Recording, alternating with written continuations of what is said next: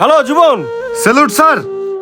তোমার ছুটি ক্যান্সেল করা হয়েছে, তুমি তাড়াতাড়ি ক্যাম্পে চলে আসো। 24 ঘন্টার ভিতরে মিশনে যেতে হবে। কি বলেন স্যার, মিশনে যাইতে হবে? জি স্যার, আমি আসতেছি। আচ্ছা ঠিক আছে, তুমি তাড়াতাড়ি ক্যাম্পে চলে আসো। Okay sir, salute sir. বাবা, আমার এই বিয়েটা করা সম্ভব না। আমার এখন এই মুহূর্তে মিশনে চলে যেতে হবে। কি বলিস বাবা, তুই বিয়ে করতে পারবি না? তাহলে আমি মেয়ে পক্ষকে কি জানাবো? ঝামেলা হয়ে যাইবো তো। বাবা, দেশটা আমার কাছে সবার আগে। আমার দেশটা খুব বিপদে আছে। আমার ইমার্জেন্সি মিশনে যেতে হবে। যেভাবেই হোক, তুমি দরকার পড়লে বিয়ে ক্যান্সেল করা লাগলে ক্যান্সেল করো। আচ্ছা ঠিক আছে, তুই তাহলে মিশনে যা। আর তুই যে বিয়ের টাকাটা রাখছিলি, ওই টাকা দিয়ে আমি তো ছোট ভাইয়ের একটা বাইক কিনা দেই। কি বলিস? আমি মিশনে যাব আর বাবা টাকার চিন্তা করে। ঠিক আছে বাবা, আমি মিশনে যাইতেছি।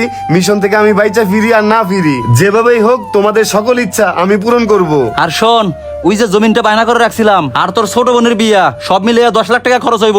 এটা কিন্তু মাথায় রাখিস। আর আমার জন্য একটা দোকানের ব্যবস্থা করে দিস, আমি যেন বইসা ব্যবসা করে খাইতে পারি। এখন আমি যাই, আমার হাতে সময় নাই। আমার জন্য দোয়া কইরো। এই থাক।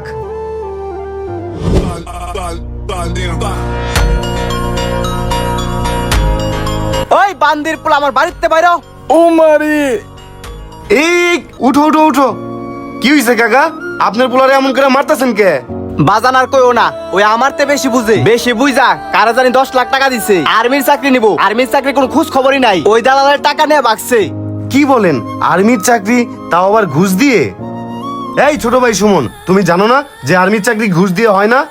জীবন ভাই, ওই দালালে আমারে কইছিল আমি নাকি 10 লাখ টাকা দিলে আমার চাকরি হইব। পরে টাকা পয়সা দিয়ে দিছি, আর ওই দালালের খবর পাই নাই। আমি 7 বছর ধরে আর্মিতে ডিউটি করতেছি। আর্মিতে কত অপারেশন সাকসেসফুল করছি, আমি নিজের চোখ দিয়ে দেখছি। এই পর্যন্ত কখনো কোনো সময় ঘুষ দিয়ে চাকরি হয় নাই, আর কখনো হবেও না। এই আশা করো না কাকা। আমি মিশনে যাইতেছি।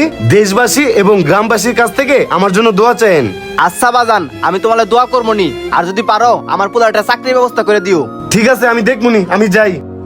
যা, তোর এই মুখ আমার হাতে হাবি না। Salute sir.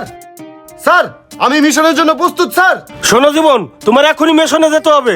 বাহিরের কিছু জঙ্গলি বাহিনী আমাদের শিশুগুলোকে আটকে রেখেছে।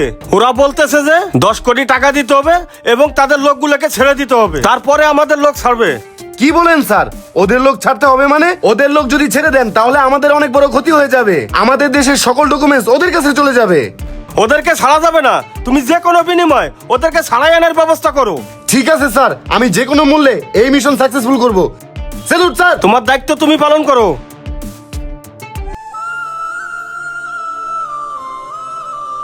কিরে সিয়াম, নতুন আইফোন কিনছস, গাড়ি কিনছস, কবে কিনলি? হ বেটা, গাড়ি তো লয়া ফেলাইছি।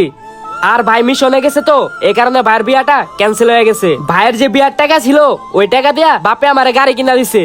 তোর ভাই কত কষ্ট করে নিজের জীবন বাজি রেখা দেশের জন্য যুদ্ধ করে, কখনোই নিজের চিন্তা করে নাই। সবসময় দেশের চিন্তা করছে, তোদের চিন্তা করছে। আর তোরা একটা বড় ভাইয়ের চিন্তা করস না, আসস খালি বাইরে কিভাবে ভাঙে খাবি। ওই বেটা, এনে কি তোর জ্ঞান হুনার লিগা বসে আছি? ভাবছিলাম তোরা আমার গাড়ি দিয়া ঘুরামু, এখন তোরা আর আমার গাড়ির পিছনে উঠাম না। যা জানতিকা। ওই বেটা, তুই খারাপ আসস কে? তুইও যা।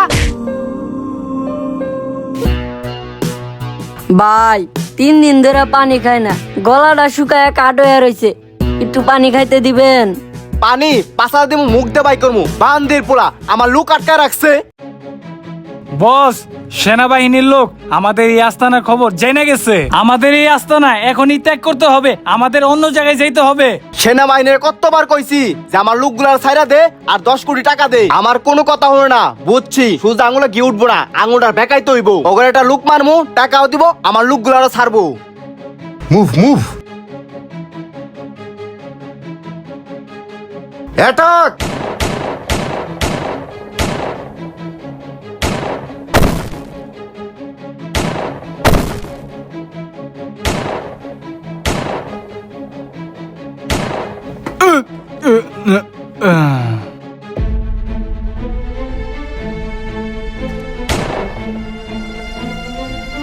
আহ আহ আহ।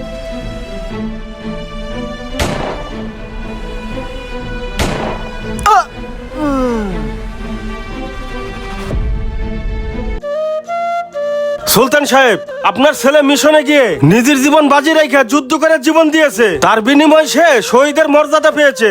আমার ছেলে মিশনে গিয়ে যুদ্ধ করে মারা গেছে মানে? তাহলে আমার সংসার চলবো কিভাবে?